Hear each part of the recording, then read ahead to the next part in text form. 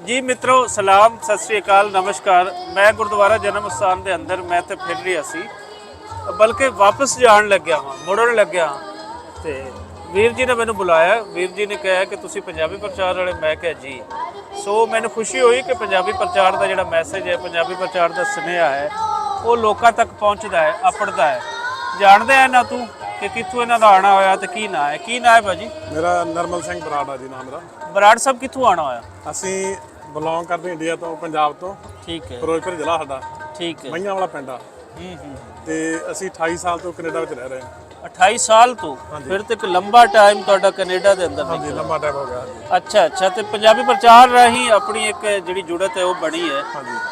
ਕਦੋਂ ਦਾ ਤੁਸੀਂ ਦੇਖ ਰਹੇ ਹੋ ਪੰਜਾਬੀ ਪ੍ਰਚਾਰ? ਅਸੀਂ ਘੱਟ ਤੋਂ ਘੱਟ 8 ਸਾਲ ਹੋ ਗਏ, 7-8 ਸਾਲ ਦੇਖਦੇ ਹਾਂ ਤੁਹਾਨੂੰ। ਅੱਛਾ ਅੱਛਾ ਅੱਛਾ। ਤੇ ਕਿੰਜ ਦਾ ਲੱਗਦਾ ਹੈ ਪੰਜਾਬੀ ਪ੍ਰਚਾਰ ਰਾਹੀਂ ਜੋ ਅਸੀਂ ਸੁਨੇਹਾ ਦੇ ਰਹੇ ਹਾਂ? ਵੱਡੀ ਗੱਲ ਇਹ ਆ, ਤੁਸੀਂ ਸਪੋਰਟ ਕਰਦੇ ਆ ਪੰਜਾਬੀ ਨੂੰ। ਜੀ ਜੀ। ਹਾਂਜੀ, ਇਹ ਵੱਡੀ ਗੱਲ, ਬਹੁਤ ਜ਼ਿਆਦਾ ਵੱਡੀ ਗੱਲ ਆ ਇਹ। ਤੇ ਬਹੁਤ ਵਧੀਆ ਲੱਗਿਆ ਤੁਹਾਡੇ ਮੂੰਹ ਜਿਹੜੀ ਪੰਜਾਬੀ ਸੁਣ ਕੇ। ਹਾਂ ਹਾਂ। ਕਿੰਨੇ ਦਿਨ ਹੋ ਗਏ ਤੁਹਾਨੂੰ ਪਾਕਿਸਤਾਨ ਆਇਆ? ਅਸੀਂ ਆਏ ਇੱਥੇ 4 ਦਿਨ ਹੋ ਗਏ ਸਾਨੂੰ। 4 ਦਿਨ ਹੋ ਗਏ। ਤੇ ਕਿੱਥੇ ਕਿੱਥੇ ਜਾਣਾ ਹੋਇਆ? ਅਸੀਂ ਜਾ ਆਏ ਆ, ਕੱਲ ਦੇ ਇੱਥੇ ਆਏ ਆ ਪਹਿਲਾਂ। ਠੀਕ ਹੈ। ਹਾਂਜੀ, ਬਾਕੀ ਅਸੀਂ ਪੰਜਾ ਸਾਹਿਬ ਜਾਣਾ ਹਜੇ, ਤਾਂ ਕਰਤਾਰਪੁਰ ਸਾਹਿਬ ਜਾ ਕੇ ਆਉਣਾ।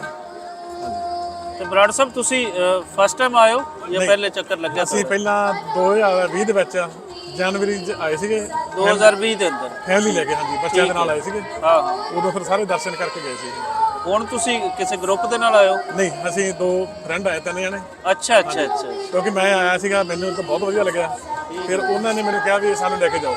ਇਹੀ ਗੱਲ ਹੁੰਦੀ ਹੈ ਨਾ ਕਿ ਜਿਹੜਾ ਦੋਸਤ ਆਂਦਾ ਹੈ, ਜਦੋਂ ਜਾ ਕੇ ਦੱਸਦਾ ਹੈ, ਹਾਂਜੀ, ਉਹ 100 ਤਰ੍ਹਾਂ ਦੇ ਜ਼ਿਹਨਾਂ ਦੇ ਵਿੱਚ ਖੌਫ ਵੀ ਤੇ ਹੁੰਦੇ ਨੇ ਕਿ ਪਤਾ ਨਹੀਂ ਉੱਥੇ ਕੀ ਹੈ। ਉੱਥੇ ਜਿਹੜੇ ਬਾਹਲੇ ਹੈਗੇ ਆ ਲੋਕ ਆ, ਉਹਨਾਂ ਨੂੰ ਐਂ ਲੱਗਦਾ ਵੀ ਉੱਥੇ ਜਾਵਾਂਗੇ ਸੇਫਟੀ ਨਹੀਂ ਹੋਣੇਗੀ, ਪਤਾ ਨਹੀਂ ਕੀ ਹੋਊਗਾ। ਪਰ ਇਹੋ ਜਿਹੀ ਕੋਈ ਗੱਲ ਹੈ ਨਹੀਂ ਜੀ।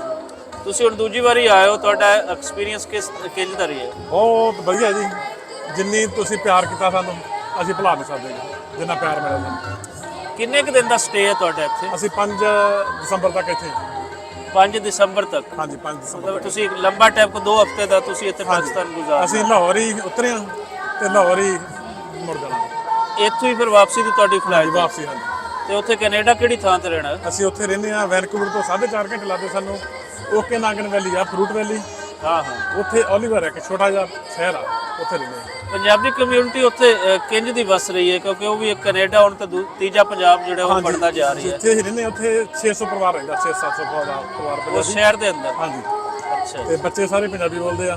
ਠੀਕ। ਸਾਡੇ ਗੁਰਦੁਆਰਾ ਹੈਗਾ ਤੇ ਮੁਸਲਮਾਨ ਪਰਿਵਾਰ ਵੀ ਹੈਗੇ ਆ, ਪਰ ਸਾਰੇ ਰਲ ਮਿਲ ਕੇ ਰਹਿੰਦੇ ਆ। ਅੱਛਾ, ਉਹਨਾਂ ਦੇਸ਼ਾਂ ਦੇ ਅੰਦਰ ਜਿਹੜੇ ਤੋਂ ਪਾਕਿਸਤਾਨ ਤੋਂ ਗਏ ਹੋਣ ਜਾਂ ਇੰਡੀਆ ਤੋਂ, ਜਿਹੜੇ 2 ਦੇਸ਼ ਬਣੇ, ਪੰਜਾਬ ਵੰਡਿਆ ਗਿਆ, ਜਦੋਂ ਇਹ ਪੰਜਾਬੀ ਉਹਨਾਂ ਦੇਸ਼ਾਂ ਦੇ ਵਿੱਚ ਜਾ ਕੇ ਮਿਲਦੇ ਨੇ ਤੇ ਉਹਨਾਂ ਦੀ ਨੇੜਤਾ ਕਿੰਝ ਦੀ ਬਣਦੀ ਹੈ? ਕਿ ਜੋ ਪਹਿਲੇ ਸਟੇਟ ਨੇ ਇੱਕ ਸੋਚ ਉਹਨਾਂ ਦੇ ਜ਼ਿਹਨ ਦੇ ਅੰਦਰ ਨਫ਼ਰਤ ਪਾਈ ਹੋਈ, ਹਾਂਜੀ। ਉਹ ਹੈਰਾਨ ਹੁੰਦੇ ਨੇ ਕਿ ਇਹ ਕਿੰਝ ਦੀ ਪਾਈ ਗਈ ਸੀ ਨਫ਼ਰਤ?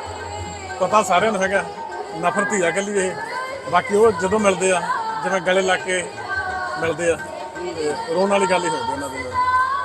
ਤੇ ਅਗਰ ਅਸੀਂ ਕਹੀਏ ਤਾਂ ਜਿਹੜਾ ਲਹਿੰਦਾ ਪੰਜਾਬ ਹੈ ਜਾਂ ਪਾਕਿਸਤਾਨੀ ਪੰਜਾਬ ਹੈ, ਇਹਦੇ ਬਾਰੇ ਕਿੰਝ ਦਾ ਲੋਕਾਂ ਦੇ ਜ਼ਿਹਨਾਂ ਦੇ ਵਿੱਚ ਹੈ ਕਿ ਲੋਕ ਕਿੰਝ ਦੇ ਉੱਥੋਂ ਕਿੰਝ ਵਸੇਬ ਉੱਥੋਂ ਕਿੰਝ ਦਾ ਹੈ, ਸੁਸਾਇਟੀ ਕਿੰਝ ਦੀ ਹੈ? ਉੱਥੋਂ ਦੇ ਲੋਕਾਂ ਦੇ ਜ਼ਿਹਨ ਦੇ ਵਿੱਚ ਜਿਹੜਾ ਇੱਕ ਇਮੇਜ ਸੈੱਟ ਹੋਇਆ ਹੈ ਇੱਥੋਂ ਦੇ ਲੋਕਾਂ ਦਾ, ਜਿਹੜਾ ਨਹੀਂ ਆਉਂਦਾ, ਉਹ ਕੀ ਸੋਚਦਾ ਹੈ? ਜਿਹੜਾ ਨਹੀਂ ਆਉਂਦਾ ਉਹ ਇਹ ਸੋਚਦਾ ਵੀ ਉੱਥੇ ਸੇਫਟੀ ਹੈ ਨਹੀਂਗੀ। ਸੇਫਟੀ ਨਹੀਂ ਹੈ? ਹਾਂਜੀ, ਸੇਫਟੀ ਨਹੀਂਗੀ। ਤੇ ਇਹ ਜਿਹੜੀ ਸੇਫਟੀ ਨਹੀਂ ਹੈ, ਹਾਂਜੀ, ਇਹ ਕਿਸ ਤਰ੍ਹਾਂ ਉਹਨਾਂ ਦੇ ਜ਼ਿਹਨਾਂ ਦੇ ਵਿੱਚ ਆਉਂਦੀ ਹੈ ਚੀਜ਼? ਮੀਡੀਆ ਰਾਹੀਂ ਜਾਂ ਕੋਈ ਇਸ ਤਰੀਕੇ ਦਾ ਪ੍ਰੋਪਗੇਟ ਕੀਤਾ ਜਾਂਦਾ? ਮੀਡੀਆ ਰਾਹੀਂ ਆਉਂਦੀ ਹੈ। ਉਹ ਮੀਡੀਆ ਕਿਹੜਾ ਹੈ? ਜਿਹੜਾ ਜਿਵੇਂ ਇੰਡੀਆ ਦਾ ਮੀਡੀਆ ਹੋ ਗਿਆ, ਉਹ ਆਲਵੇਜ਼ ਗਲਤ ਪ੍ਰੋਪਗੈਂਡਾ ਕਰਦਾ। ਸਹੀ ਹੈ, ਸਹੀ। ਆਲਵੇਜ਼ ਦੇਖਿਆ ਅਸੀਂ, ਪਰ ਸਾਨੂੰ ਜਦੋਂ ਅਸੀਂ ਆ ਜਾਂਦੇ ਇੱਥੇ, ਮੇਰੇ ਬੱਚੇ ਆਏ ਆ, ਉਹਨਾਂ ਨੇ ਦੇਖਿਆ। ਹੁਣ ਅਸੀਂ ਜਨਵਰੀ ਦੇ ਐਂਡ ਤੇ ਫੇਰ ਆ ਰਹੇ ਹਾਂ। ਅਸੀਂ ਆਪਣਾ ਫੈਸਲਾਬਾਦ ਤੋਂ ਸ਼ਾਪਿੰਗ ਕਰਕੇ ਜਾਣੀ ਬੱਚਿਆਂ ਦੇ ਵਿਆਹ ਵਾਸਤੇ। ਵਾਹ ਜੀ ਵਾਹ। ਇਹਦਾ ਮਤਲਬ ਹੈ ਕਿ ਤੁਸੀਂ ਬੱਚਿਆਂ ਦੇ ਵਿਆਹ ਦੀ ਸ਼ਾਪਿੰਗ ਕਰਨ ਲਈ ਲੈਲਪੁਰ ਆ ਰਹੇ ਹੋ, ਫੈਸਲਾਬਾਦ ਆ ਰਹੇ ਹੋ? ਹਾਂਜੀ, ਫੈਸਲਾਬਾਦ ਆ ਰਹੇ ਹਾਂ। ਇਹ ਤਾਂ ਬੜੀ ਵੱਡੀ ਖੁਸ਼ੀ ਦੀ ਗੱਲ ਹੈ, ਤੁਸੀਂ ਇੱਕ ਟ੍ਰੇਡ ਦਾ ਰਸਤਾ ਵੀ ਖੋਲ ਰਹੇ ਹੋ। ਹਾਂਜੀ ਹਾਂਜੀ, ਇਹਦੇ ਵਾਸਤੇ। ਹਾਂਜੀ। ਤੇ ਇੱਥੋਂ ਦੇ ਕੱਪੜੇ ਦੀ ਫਿਰ ਉੱਥੇ ਕਾਫੀ ਜ਼ਿਆਦਾ ਮਸ਼ਹੂਰੀ ਹੋਏਗੀ? ਬਹੁਤ। ਹਾਂਜੀ, ਹੁਣ ਨੈਕਸਟ ਟਾਈਮ ਜਦੋਂ ਆਵਾਂਗੇ ਅਸੀਂ ਘੱਟ ਤੋਂ ਘੱਟ 25-30 ਬੰਦੇ ਲੈ ਕੇ ਆਵਾਂਗੇ। ਅੱਛਾ ਅੱਛਾ, ਜ਼ਬਰਦਸਤ ਜ਼ਬਰਦਸਤ। ਇਹ ਇੰਜ ਦੇ ਹੀ ਆ ਬਰਾੜ ਸਾਹਿਬ, ਜਿਹੜੇ ਤੁਹਾਡੇ ਜੇ ਲੋਕ ਹਨ, ਜਦੋਂ ਇੱਥੇ ਜ਼ਿਆਦਾ ਆਉਂਦੇ ਆ, ਜਿਵੇਂ ਹੁਣ ਆਪਾਂ ਗੱਲਬਾਤ ਕਰ ਰਹੇ ਹਾਂ, ਨਿਹਤ ਤੌਰ ਤੇ ਪੰਜਾਬੀ ਪ੍ਰਚਾਰ ਟੀਵੀ ਦਾ ਮਕਸਦ ਹੀ ਹੈ ਕਿ ਹਕੀਕਤ ਦਿਖਾਈ ਜਾਵੇ। ਕੁਝ ਮੀਡੀਆ ਜਿਹੜਾ ਨੈਸ਼ਨਲ ਮੀਡੀਆ ਹੁੰਦਾ ਹੈ, ਉਹ ਇੱਕ ਖਾਸ ਸੋਚ ਦੇ ਤਹਿਤ ਚੱਲਦਾ ਹੈ।